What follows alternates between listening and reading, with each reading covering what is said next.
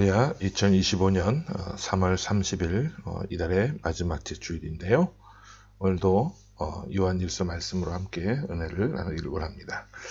오늘도 오늘 요한일서 마침 또 5장 마지막 차례가 되었는데 다음 시간부터는 또 요한 2서, 3서 순서대로 쭉 말씀을 준비해서 나눌 수 있도록 하겠습니다. 자, 오늘 요한일서 5장 1절부터 21절 말씀이 본문인데요. 세상을 이기는 비결, 세상을 이기는 비결, 이런 제목으로 하나님의 말씀을 선포하기 원합니다. 신약성경 393쪽이 되겠습니다. 산악인들에게 있어서 꿈의 산으로 불리는 곳이 있습니다. 여러분들 잘 아시는 에베레스트 산이죠.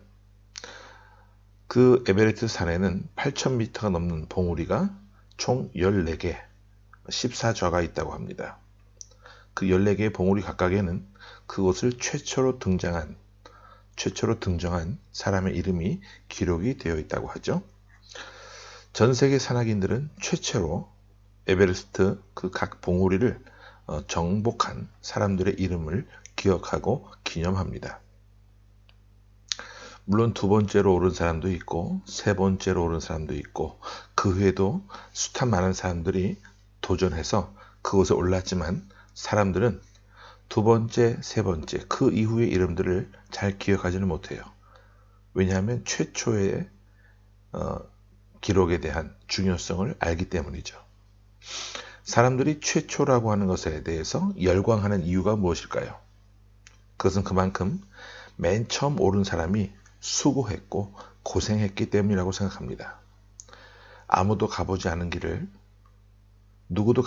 길을 가기 위해서 목숨을 걸어야만 하고 많이 수고해야만 하고 생명을 걸어야만 했어요.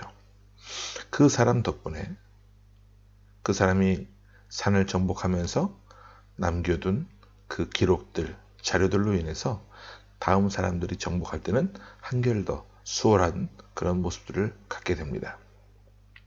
그 길을 따라가기만 하면 되는 것이죠. 최초에 오른 사람이 성공한 길을 따라가기만 하면 누구나 성공할 수 있습니다. 여러분, 이것이 믿음의 길도 마찬가지예요. 우리가 믿음의 길을, 신앙의 길을 담대하게 걸어갈 수 있는 이유가 무엇이냐? 그것은 바로 예수님께서 우리보다 먼저 그 길을 걸어가셨기 때문이라고 믿습니다. 예수님께서 십자가를 지셨고 승리하셨고 부활하셨어요.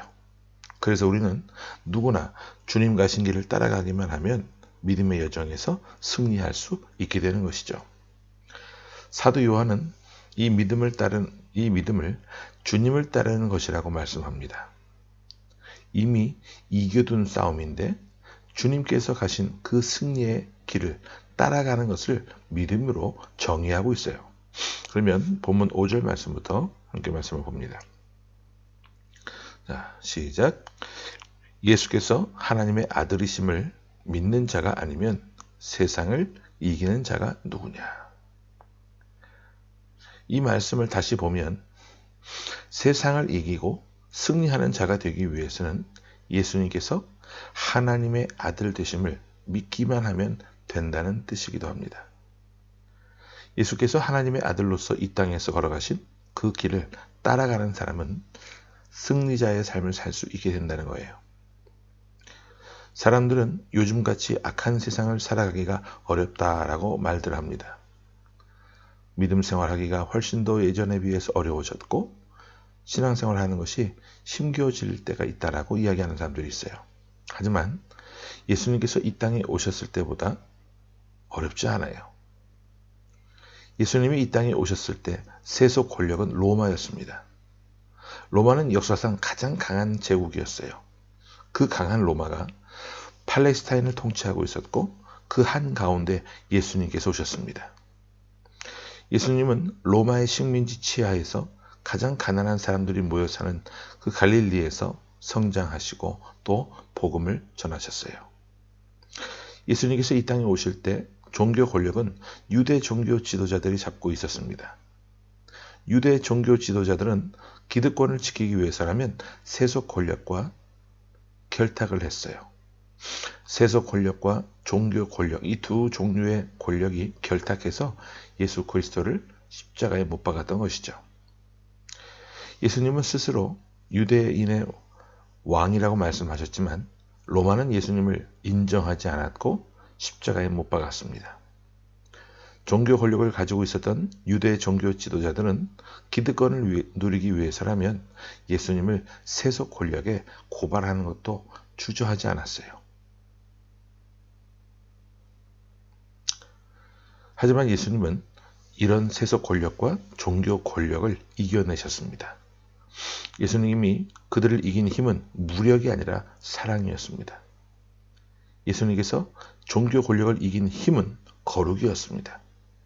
사도 요한은 예수님께서 세속 권력과 종교 권력을 이기고 승리하신 것을 세 가지로 형상화해서 설명을 해주고 있는데 우리 6절부터 8절 말씀을 함께 봅니다.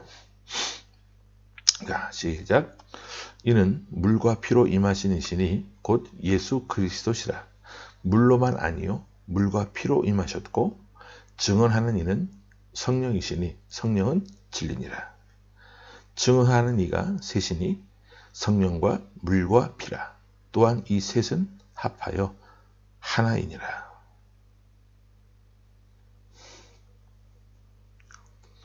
자, 세 가지가 나왔습니다. 물과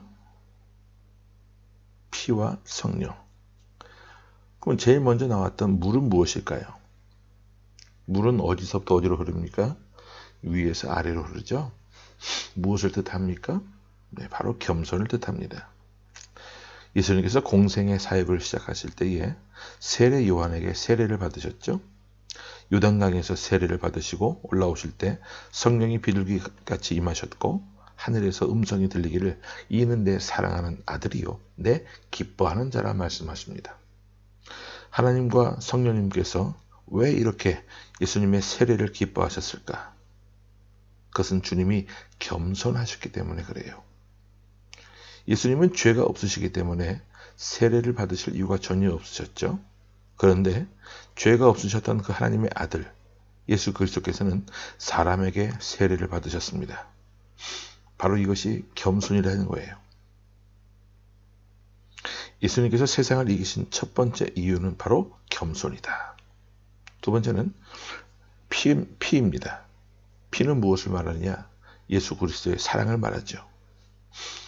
예수님은 십자가에서 온몸에 있는 피를 다 쏟으셨습니다. 손과 발에 못이 박혔고 허리에 창이 들어가서 예수님의 몸 안에 있는 피와 물이 다 빠져나오고 탈진한 상태로 숨을 거두시게 되시죠. 예수님의 피를 우리는 사랑이라고밖에 설명할 길이 없는데, 자, 예수님의 사랑을요 성경에서는 피로 형상화합니다. 세속 권력과 종교 권력에 주님은 무력으로 대항하지 않으시고 겸손과 사랑으로 대응하셨던 것이죠. 전능하신 하나님의 아들로서 권능을 행사하실 수도 있으셨음에도 불구하고 잠잠히 그 모든 모욕과 고난을 신이 다 감당하셨어요.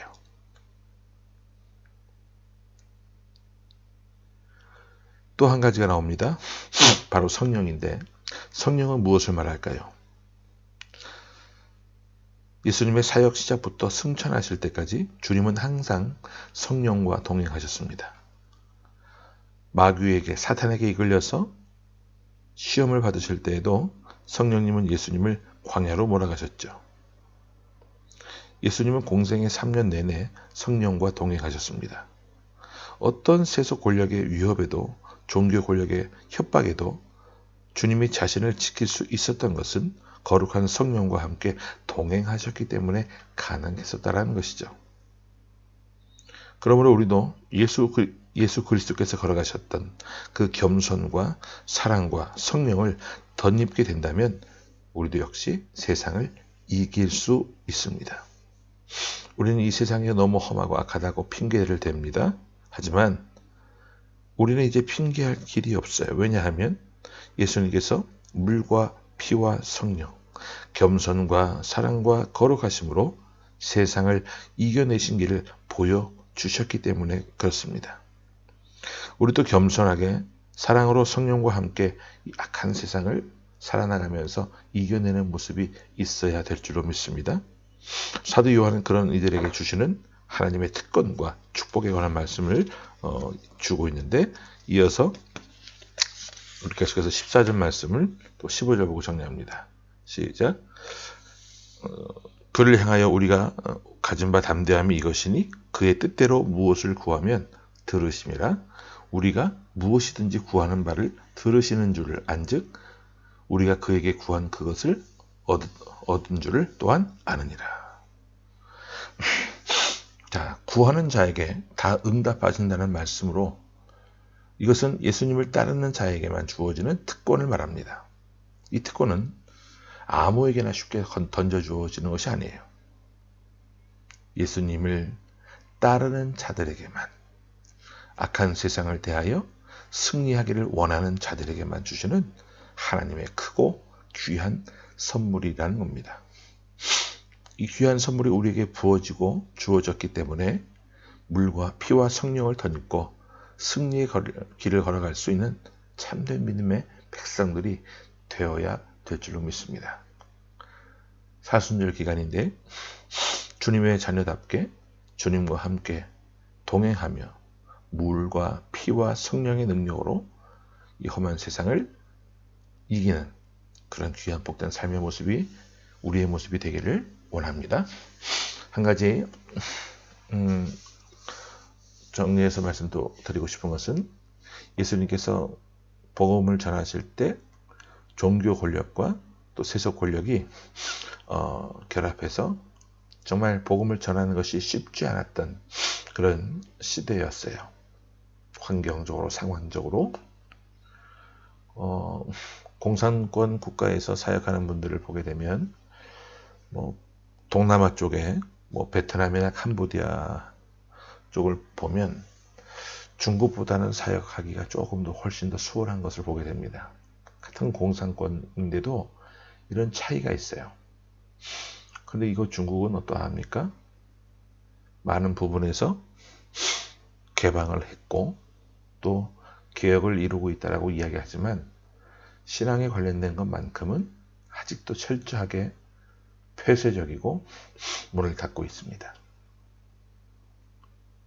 헌법상 신앙의 자유가 있다라고 이야기하지만 실제 삶에서는 신앙을 인정하지 않는 그런 모습들을 보게 돼요. 2019년도에 이 땅에 많은 교회를 폐쇄를 했는데 저희가 1순위로 폐쇄가 되었지만 그 이후에 많은 교회의 아픔과 또 부담과 어려움이 있었지만 지금까지 우리가 견뎌내며 사역을 해나가고 있는데 많은 위기도 있었습니다.